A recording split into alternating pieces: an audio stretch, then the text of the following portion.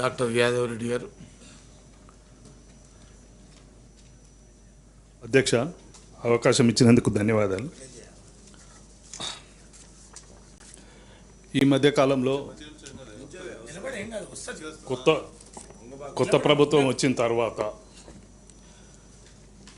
దురదృష్టవశాత్తు గతంలో వైద్య ఆరోగ్య శాఖకు కల్పించిన వసతులు కూడా దశల వారీగా అవి తగ్గుముఖం పడుతున్నాయి.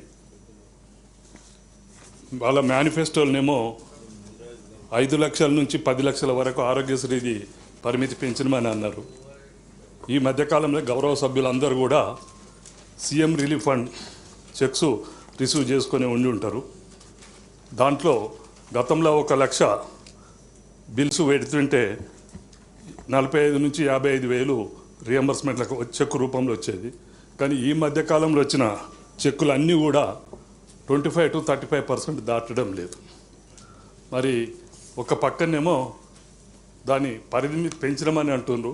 తర్వాత ఇప్పుడు వచ్చిన చెక్కులు చూస్తే మాత్రము చాలా తగ్గుతుంది. CMRలో ఇది చాలా పబ్లిక్లో బాగా ఒక రకమైన ఈ మధ్యనే గతంలో ఇచ్చిన చెక్కులను ఇప్పుడు ఇచ్చిన చెక్కులను పోల్చి చూస్తే సుమారు ఒక 15 నుంచి 20% తగ్గించి పంపడం జరుగుతుంది. అదొకటి. అధ్యక్ష,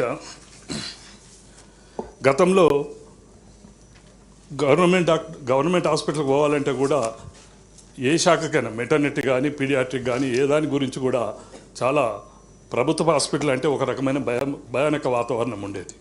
కానీ గత ప్రభుత్వంలో దాన్ని నేను పోత బిడ్డ సర్కారు దవాఖాన రీతిలో తీర్చిదిద్దిన తర్వాత కొన్ని ఆ దిశగా మార్పులు తీసుకురావడం జరిగింది.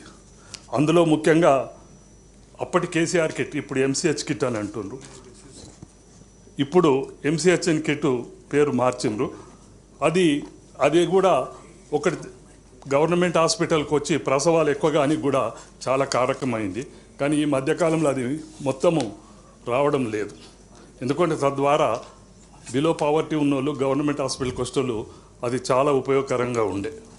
అంతేకాకుండా కూడా గతంలో ఈ గ్రామీణ ప్రాంత ప్రజలు వాళ్ళకు హెమోగ్లోబిన్ HB అంటాం, అది తక్కువగా ఉండుట్లా నార్మల్ ప్రసవాలు అయ్యేది కాదు. ఈ మధ్య కాలంలో ఈ సిజేరియన్ సెక్షన్స్ ప్రైవేట్లో కానీ గవర్నమెంట్లో కూడా ఎక్కువ అయ్యేది. అది తగ్గించాలని గత ప్రభుత్వం ఉద్దేశంతో ఒకటి కేసీఆర్ అది న్యూట్రిషన్ కిట్ అని, అంటే ఒక సప్లిమెంటరీ న్యూట్రిషన్ సప్లిమెంటు తల్లికి అందియాలనే ఉద్దేశంతో న్యూట్రిషన్ కిట్ ప్రవేశపెట్టడం జరిగింది. ఈ ప్రభుత్వం వచ్చిన తర్వాత అది కూడా రావడం లేదు. అంతేకాకుండా ముఖ్యంగా గతంలో 1672 డిసీజెస్ ఈ ఆరోగ్యశ్రీ కిందికి ఉండే. ఇప్పుడు ఇంకా కొత్తగా కూడా 136 డిసీజెస్ దీన్ని కల్పినమని అన్నారు. చాలా సంతోషం. కానీ అదేవిధంగా 1375 డిసీజెస్కు అదనంగా 20% ఇస్తున్నామని చెప్పారు. కానీ మొన్న వచ్చిన చెక్కులను బట్టి చూస్తే అది ఏమాత్రం కూడా రావడం లేదు అధ్యక్ష. అంతేకాకుండా ఎందుకంటే గతంలో నేను 1975లో ఉస్మానియా మెడికల్ కాలేజ్ స్టూడెంట్గా స్టార్ట్ చేసిన అధ్యక్ష. అప్పటి నుంచి మొదలుకొని ఇప్పటిదాకా చూసుకుంటే సుమారు 40 సంవత్సరాల వైద్య రంగంలో ఉన్న అనుభవం బట్టి చెప్తున్నా. నేను స్టూడెంట్గా ఉన్నప్పుడు 3 డయాలసిస్ యూనిట్సే ఉండే మొత్తం ఉమ్మడి 10 జిల్లాలల్లో. కానీ గత ప్రభుత్వము ఆ అవసరాలను గుర్తించి గ్రామీణ ప్రాంత అవసరాలను గురించి వాటిని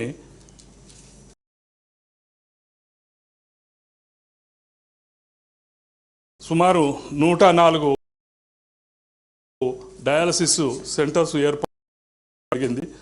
అయితే జిల్లాకు ఒక మెడికల్ కాలేజ్ పెట్టి గ్రామీణ ప్రాంత ప్రజలకు సూపర్ స్పెషాలిటీ సర్వీసెస్ ఎట్లయితే అందుబాటులో ఉన్నాయో అలాగే ఈ డయాలసిస్ సెంటర్స్ ద్వారా కూడా చాలా సేవలు అందినాయి గతంలో. కాకపోతే ఇంకా కూడా వీటి అవసరం ఇంకా ఎక్కువగా ఉన్నది. నా మెడికల్ అనుభవంతో నేను ఈ సభా దృష్టికి మీ ద్వారా సభా దృష్టికి తీసుకొస్తున్నా.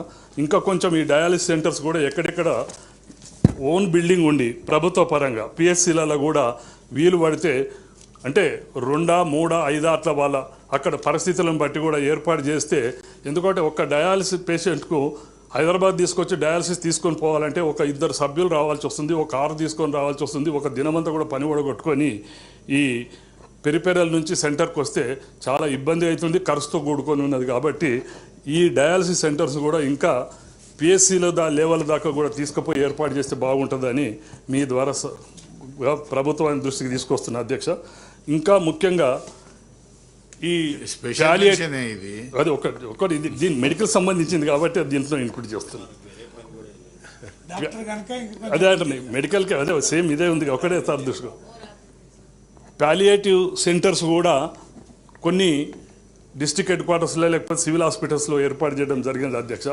మన అందరికీ తెలుసు, సమాజంలో ఈరోజు ఆరోగ్యంగా ఉన్న తల్లిదండ్రులను పెద్ద మనుషులని సరిగ్గా చూసుకోలే రోజులు ఇవి.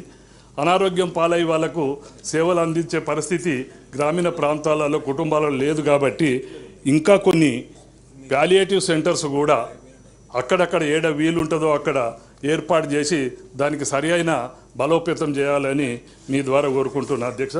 అలాగే ఈ ఎన్హెచ్ఎం నేషనల్ హెల్త్ మిషన్ కింద ఈ కాంట్రాక్ట్ బేసిస్ మీద ఉన్న డాక్టర్స్ కానీ పారామెడికల్ స్టాఫ్ ఎవరైనా దానికి సంబంధించింది గతంలో రెగ్యులర్గా వాళ్ళకి శాలరీస్ వస్తుండే అధ్యక్ష. కానీ ఈ మధ్యకాలంలో చాలా గ్యాప్ వచ్చి ఇర్రెగ్యులర్గా వస్తున్నాయి. కొంచెం అది కూడా మరి అది కేంద్ర ప్రభుత్వం స్కీమ్ కాబట్టి రాష్ట్ర ప్రభుత్వం మీద బర్డెన్ పడదు కాబట్టి అదొకటి ఎందుకు అట్లా డిలే అవుతుందో మీ ద్వారా మంత్రి గారి దృష్టికి తీసుకొస్తున్నాం. ఇంకొకటి ఏంటంటే కంటివేలుగానే కార్యక్రమం గత ప్రభుత్వం 2 విడతలుగా బాగా సక్సెస్ఫుల్గా చేసింది. గ్రామీణ ప్రాంత ప్రజలకు చాలా ఉపయోగపడ్డది.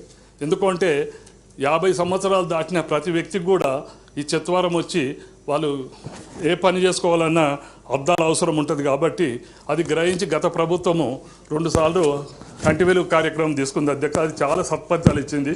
అది కూడా ప్రభుత్వం మీద ఆర్థిక భారం పడని మంచి కార్యక్రమం అధ్యక్ష.